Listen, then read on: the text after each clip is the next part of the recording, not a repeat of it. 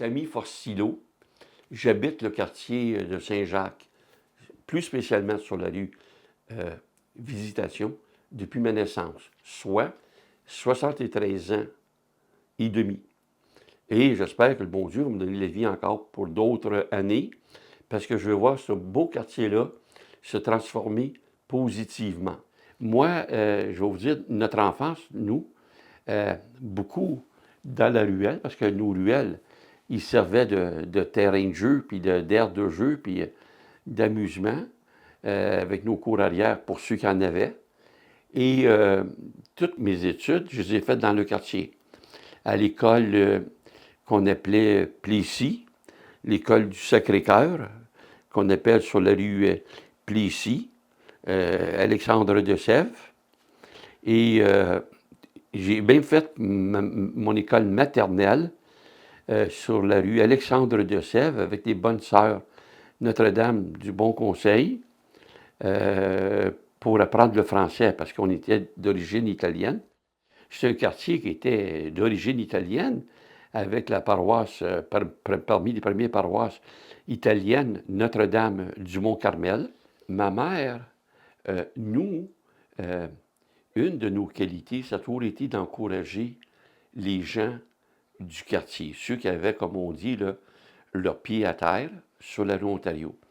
Donc, ma mère fréquentait beaucoup les commerces de la rue Ontario. Ben, que ce soit la lingerie Bété, là, je m'en rappelle, ma mère, elle aimait beaucoup les beaux vêtements.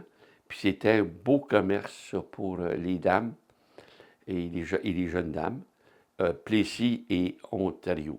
On allait là.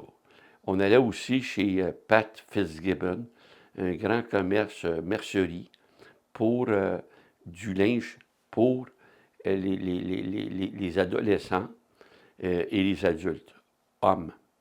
Il y avait une autre petite mercerie, Michel, que ça s'appelait. C'était un petit peu meilleur marché, mais sur la rue Ontario. Puis on avait nos grands commerces à grande surface, comme Balmoral. Balmoral, qui était à peu près semblable à un Rossi. Et le grand commerce d'alimentation de l'époque,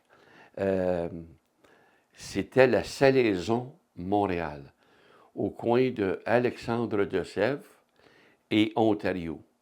On allait faire nos commissions. Puis il y avait un petit commerce aussi de légumes, Marino. Lui était vraiment spécialisé là, dans les fruits et légumes.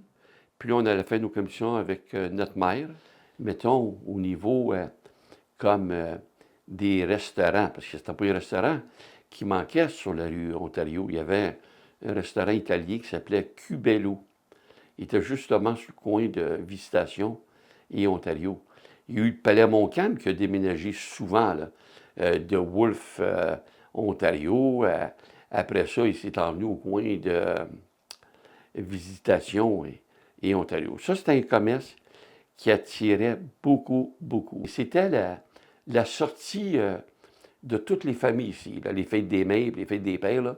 Tout le monde amenait leurs parents au Palais Montcalm. Pas pour rien que ça a demeuré des années. Ça, c'était actif. Après, comme la pâtisserie Lafayette.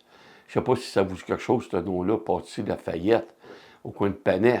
Ça, c'était la pâtisserie du coin. Tout le monde s'en allait là, puis on allait acheter des beignes à la crème fouettée. Mais bon. Ouais. Moi, je vais vous conter une histoire pour les G-Saint-Jean. Moi, ça fait 42 ans que je suis marié avec Nicole, mon épouse, et j'ai toujours acheté mes bijoux, moi, chez Léger Saint-Jean, Madame Monique Blanchard.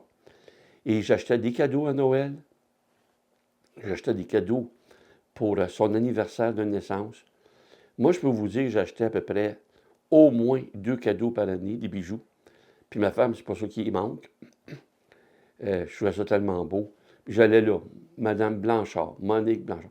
Ça a été une institution, ça ici, Léger Saint-Jean.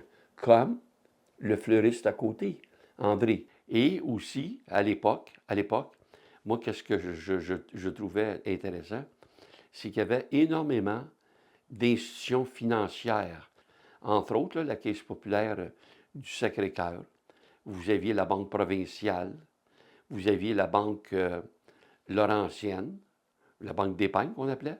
Puis il y avait la Banque nationale du Canada, ici sur le coin de Papineau puis Ontario. La Caisse populaire a fait beaucoup pour l'Ontario aussi. Vous savez, comme les associations de marchands, là. J'ai parti ça, moi, dans les années avec, à l'époque de M. Drapeau, là, 1978 à 86, mais avec la Caisse.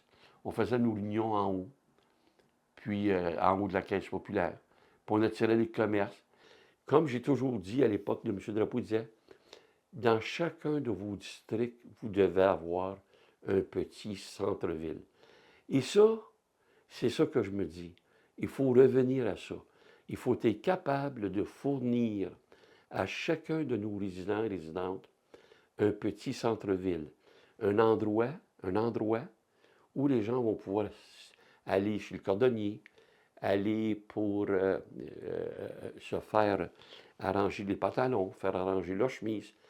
Mais il faut être capable de créer. Puis ça, c'est les commerces que j'appelle de proximité.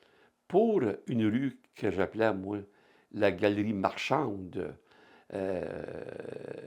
au début des années 50, à peu près à 60, cette rue-là s'est transformée avec le temps pour laisser la place à des organismes à but non lucratif, voués à des particularités ou à des problèmes particuliers.